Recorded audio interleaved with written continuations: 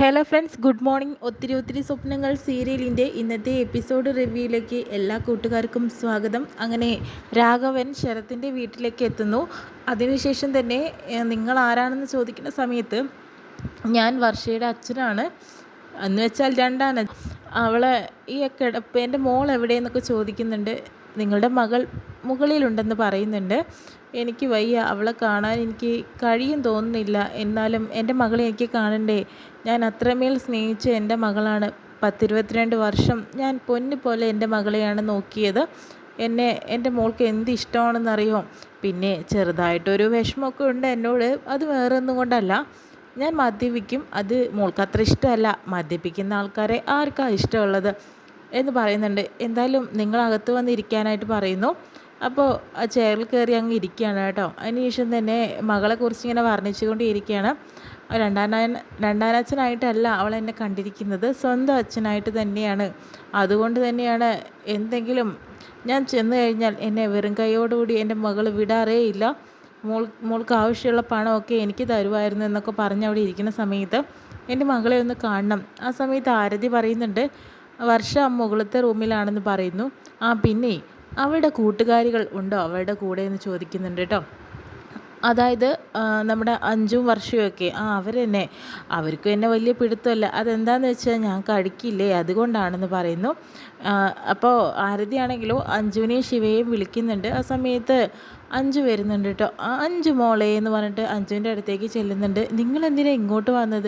മോളെ, എനിക്ക് നമ്മുടെ വർഷയെ ഒന്ന് കാണണം. നിങ്ങളെന്തായാലും എന്നെ അറിയിച്ചില്ലല്ലോ നിങ്ങൾ ഇവിടെയാണ് നിൽക്കുന്നതെന്ന്. ആ സമയത്ത് ശിവയും വരുന്നുണ്ട്. ദേ, ഉടായിപ്പ് ഇവിടെ കാണിക്കാൻ നിൽക്കണ്ട, പെട്ടെന്ന് സ്ഥലം കാലിയാക്കിക്കോ. എൻ്റെ മോളെ കാണാതെ ഞാൻ പോവില്ല, എൻ്റെ മോളെ കണ്ടേ പറ്റൂ, എനിക്കിത് കാണണമെന്ന് പറഞ്ഞിട്ട് മേലെ കയറി പോകുന്നു. അങ്ങനെ വർഷയുടെ കിടപ്പ് കാണുമ്പോൾ അയ്യോ എൻ്റെ മോളെ എന്ന് പറഞ്ഞിട്ട് ഭയങ്കര നാടകം നടത്തുന്നുണ്ട് അയാൾ. ആ സമയത്ത് നിങ്ങൾക്കറിയോ എൻ്റെ മകൾ ഇങ്ങനെ കിടന്നു, എൻ്റെ മകൾ എനിക്ക് എന്തൊക്കെ തരുമായിരുന്നു, വെറും കൈയോടുകൂടി എന്നെ അയക്കില്ലായിരുന്നു. ഇപ്പോൾ എന്തോ ഒരു ബുദ്ധിമുട്ടാണ്, കഷ്ടപ്പാടാണ് എന്നൊക്കെ പറയുന്നുണ്ട്. എനിക്ക് എന്തെങ്കിലും താ അഞ്ചു, അല്ലെങ്കിൽ ശിവയോട് പറയുമ്പോൾ ശിവ ഞാനൊന്നും നിങ്ങൾക്ക് തരില്ല എന്ന് പറയുന്നു. പക്ഷേ അഞ്ചു ആണെങ്കിൽ 50 രൂപ കൊടുക്കുന്നുണ്ട്. 50 രൂപ? ഇതുകൊണ്ട് വണ്ടി കൂലിക്ക് പോലും തികയില്ലല്ലോ മോളെ. തികയുന്ന അവിടെ വരെ പോയാൽ മതി, ബാക്കി നടന്നോളാനായിട്ട് പറയുന്നു കേട്ടോ. ആ സമയത്ത് പുറത്തേക്ക് ഇറങ്ങുമ്പോൾ ശരത്തും അതുപോലത്തെ ആരതി അവിടെ നിൽക്കുന്നുണ്ട് കേട്ടോ. അതിനുശേഷം തന്നെ ഈ ജ്യൂസെങ്കിലും കുടിക്കാനായിട്ട് പറയുന്നു. ഈ ജ്യൂസ് വേണ്ട മോളെ, എൻ്റെ മോളെ കിടപ്പ് കണ്ടിട്ട് എനിക്ക് സഹിക്കുന്നില്ല. എന്നാലും വീട്ടിൽ വന്നിട്ട് ഒന്നും കഴിക്കാണ്ട് പോരുത്, കഴിക്കാനായിട്ട് പറയുന്നു. അങ്ങനെ കുടിക്കുന്നു. പിന്നെ എന്തൊരു ബുദ്ധിമുട്ടാണ്, ഇപ്പോൾ മാസച്ചെലവിന് പോലും പൈസ ഇല്ല, എൻ്റെ മകളാണ് ഇതൊക്കെ തന്നുകൊണ്ടിരുന്നതെന്നൊക്കെ പറയുമ്പോൾ ശരത്ത് ഒരു 5000 രൂപ എടുത്ത് കൊടുക്കുന്നു കേട്ടോ.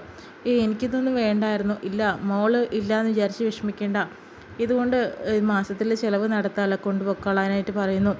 ആ സമയത്ത് പിന്നീട് ശരത്തിനോട് ആരതി ചോദിക്കുന്നുണ്ട്, എത്ര പൈസ കൊടുത്തു? 5000 രൂപ കൊടുത്തു. 5000 രൂപ എന്തിനായാലും ആവശ്യം ചോദിക്കുന്നുണ്ട്. ഈ 5000 രൂപ ഞാൻ അയാൾക്ക് കൊടുത്തു, പക്ഷേ 50000 രൂപേൻ്റെ തിരിച്ച് വരുമാനം ഉണ്ടാക്കിയിരിക്കും ഞാനെന്ന് പറയുന്നുണ്ട് കേട്ടോ. അപ്പോൾ ഇവരെന്തോ പ്ലാൻ ചെയ്തിട്ടുണ്ട് അവിടെ. അതിനുശേഷം തന്നെ ശിവ ഡ്രസ്സ് വാഷിംഗ് മെഷീനിൽ ഇടാനായിട്ട് താഴത്തേക്ക് എത്തുന്നു.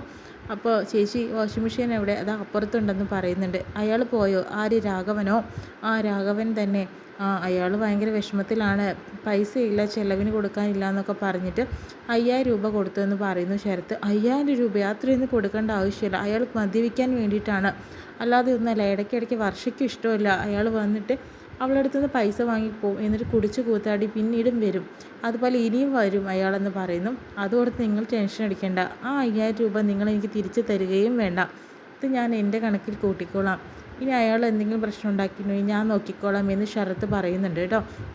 പിന്നീടാണെങ്കിലോ അഞ്ജുവിനോട് ചെന്ന് ശിവ പറയുന്നുണ്ട്, അഞ്ജു നീ അറിഞ്ഞോ, രാഘവൻ ശരത്തേട്ടൻ്റെ കയ്യിൽ നിന്ന് പൈസ വാങ്ങിയിട്ട് പോയി. ശരത്തേട്ടനാണെങ്കിലോ അയാൾ സഹതാപം പറഞ്ഞപ്പോൾ പൈസയൊക്കെ എടുത്തു കൊടുക്കുകയും ചെയ്തു. 5000 രൂപയോ? എന്ത് ശിവ നീ പറയുന്നത്? അയാൾ അടുപ്പിക്കേണ്ടെന്നൊക്കെ നിനക്ക് പറയാമായിരുന്നില്ലേ? അത് ഞാൻ പറയുമ്പോഴത്തേനും പൈസ കൊടുത്ത് അയാൾ പോയി കഴിഞ്ഞില്ലേ, പിന്നെ ഇനി എന്ത് പറയാനാണ് അഞ്ജു?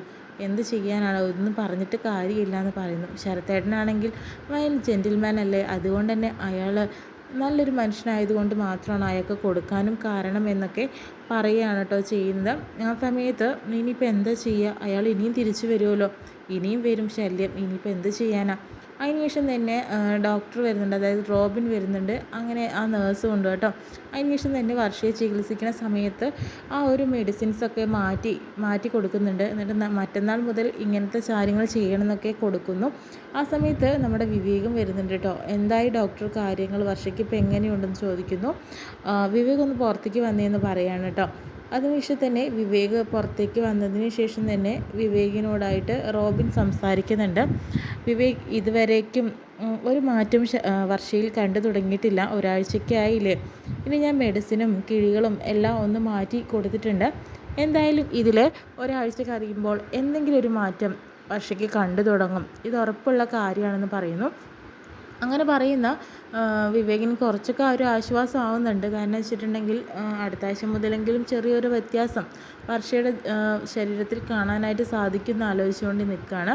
എന്നാൽ പിന്നെ ഞാൻ വരട്ടെ, എന്തെങ്കിലും ആവശ്യമുണ്ടെങ്കിൽ എന്നെ വിളിച്ചാൽ മതി എന്ന് റോബിൻ പറഞ്ഞതിന് ശേഷം റോബിൻ പോകുന്നു. പിന്നെയാണെങ്കിൽ അഞ്ചു വളരെ വിഷമത്തോടെ ഇരിക്കുകയാണ് കേട്ടോ. വിവേക്, എന്താ ഡോക്ടർ പറഞ്ഞത്? ഈ ഒരാഴ്ചയായല്ലോ വർഷയ്ക്ക് ഒരു മാറ്റവും നമ്മൾ കാണാൻ പറ്റുന്നില്ലല്ലോ, എന്ത് പറ്റി എന്ന് ചോദിക്കുന്നുണ്ട്. മെഡിസിൻസൊക്കെ മാറ്റി എന്നാണ് ഡോക്ടർ പറഞ്ഞത്, ഒരാഴ്ചയ്ക്കുള്ളിൽ എന്തെങ്കിലും ചേഞ്ച് ഉണ്ടാവുമെന്ന് പറയുന്നു. ആ സമയത്ത് ഇവൾ ഞങ്ങളുടെ കൂട്ടത്തിലെ ഏറ്റവും കൂടുതൽ ദൈവവിശ്വാസം വർഷയ്ക്ക് തന്നെയായിരുന്നു. പക്ഷേ ഇപ്പം എന്ത് ചെയ്യാനാണ്, അവൾക്ക് മാത്രം എന്തുകൊണ്ടാണ് ഇങ്ങനെ ഒരു വിധി വന്നതെന്ന് അറിയില്ല. ഒരമ്പലം കണ്ടാലോ, എവിടെ പോകുന്ന സമയത്ത് ഒരു അമ്പലം കണ്ടാലോ വർഷ അവിടെ പോയിട്ട് പ്രാർത്ഥിക്കുമായിരുന്നു. പക്ഷേ ഇപ്പോൾ എന്തുകൊണ്ടാണ് ദൈവം അവൾക്ക് മാത്രം ഇങ്ങനെ ഒരു കടുത്ത ശിക്ഷ കൊടുത്തതെന്ന് എനിക്കും അറിയില്ല. ഇങ്ങനെയാണോ ആളുകളെ ദൈവം ശിക്ഷിക്കുന്നതെന്നൊക്കെ പറഞ്ഞ് വളരെയധികം തന്നെ വിഷമത്തോടു കൂടിയാണ് കേട്ടോ അഞ്ചു വർഷയുടെ കാര്യത്തിൽ. ഇത് കേൾക്കുന്ന വിവേകിനും നല്ല സങ്കടമാവുന്നുണ്ട് കേട്ടോ. പക്ഷേ വിവേക് വേറൊരു കാര്യം അവിടെ ചിന്തിക്കുന്നുണ്ട് കേട്ടോ. പണ്ട് വർഷയും കൂട്ടിക്കൊണ്ട് അമ്പലത്തിലേക്ക് പോയ കാര്യങ്ങളൊക്കെ ഒന്നും കൂടി റീക്രിയേറ്റ് ചെയ്തിട്ട് ആലോചിച്ചുകൊണ്ടിരിക്കുകയാണ് കേട്ടോ നമ്മുടെ വിവേക്. അതായത് എന്തായാലും വിവേകാണെങ്കിൽ അമ്പലത്തിനകത്തേക്കൊന്നും വരുന്നാത്തൊരു വ്യക്തിയാണ്. അതിനുശേഷം തന്നെ വർഷ അമ്പലത്തിൽ പോയതിന് ശേഷം തന്നെ വിവേകിനോട് പറയുന്നുണ്ട്, വിവേക്, എന്താ വിവേകിന് അമ്പലത്തിനകത്തേക്ക് ഒന്ന് വന്നിട്ടുണ്ടെങ്കിൽ, ഞാനൊന്നുമില്ല, താൻ പോയി പ്രാർത്ഥിച്ച് വന്നില്ലേ, അത് തന്നെ ധാരാളം എന്ന് പറയുന്നു. എന്നാലും ഒന്ന് വന്ന് തൊഴുതു എന്ന് വിചാരിച്ചിട്ട് വിവേകിന് എന്തെങ്കിലും സംഭവിക്കുമോ? വിവേക് എന്തെങ്കിലും ഒരു ദിവസം അമ്പലത്തിൽ വന്നിട്ട് പ്രാർത്ഥിച്ചിട്ടുണ്ടോ? ഞാനൊന്നും ഇല്ല എന്നുള്ള രീതിയിൽ വിവേക് പറയുന്നുണ്ട് കേട്ടോ. എന്നാൽ പിന്നെ ഈ ചന്ദനം ഇട്, എനിക്കൊന്നും വേണ്ട, ഇതിവിടെ ഇരുന്നു എന്ന് വെച്ചിട്ട് ഒരു പ്രശ്നമൊന്നുമില്ല. അങ്ങനെ ആ ചന്ദനം നെറ്റിയിൽ തൊട്ട് കൊടുക്കുന്നുണ്ട് കേട്ടോ. പിന്നെ വിവേക്, നിങ്ങളെന്തിനാ ഓരോ കാര്യം പറഞ്ഞ് ദൈവത്തെ ശല്യപ്പെടുത്താവുന്ന രീതിയിലല്ലേ നമുക്ക് പ്രശ്നങ്ങൾ പരിഹരിക്കാവുന്നതാണല്ലോ. പിന്നെ അവിടെ പോയിട്ട് എന്തിനാ ഇങ്ങനെ പ്രശ്നങ്ങൾ പറഞ്ഞുകൊണ്ടേ ഇരിക്കുന്നതെന്ന് ചോദിക്കുമ്പോൾ, അത് പ്രശ്നങ്ങൾ പറയാൻ വേണ്ടി മാത്രമാണോ ദൈവത്തിൻ്റെ അടുത്തേക്ക് പോകുന്നതാണോ വിവേക് വിചാരിച്ചിരിക്കുന്നത്? അതിനകത്തേക്ക് പോകുമ്പോൾ വളരെയധികം പോസിറ്റീവാണ്.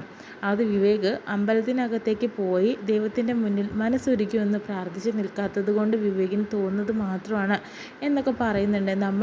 ഞാൻ എൻ്റെ അമ്മയും അനിയത്തിയും ഒക്കെ ദൈവം എടുത്തു എന്ന് കരുതി ദൈവത്തിനോടുള്ള വിശ്വാസം എനിക്ക് കുറഞ്ഞിട്ടില്ല. ഇന്നല്ലെങ്കിൽ നാളെ എല്ലാ പ്രശ്നങ്ങളും ദൈവം മാറ്റിത്തരുമെന്ന വിശ്വാസത്തിലാണ് ഞാനെന്നൊക്കെ വർഷ പറയുന്നതായിട്ട് വിവേക് ചിന്തിച്ചുകൊണ്ടിരിക്കുകയാണ് കേട്ടോ. ഇത്രയും കാണിച്ചുകൊണ്ടാണ് ഇന്നത്തെ എപ്പിസോഡ് വിശേഷം.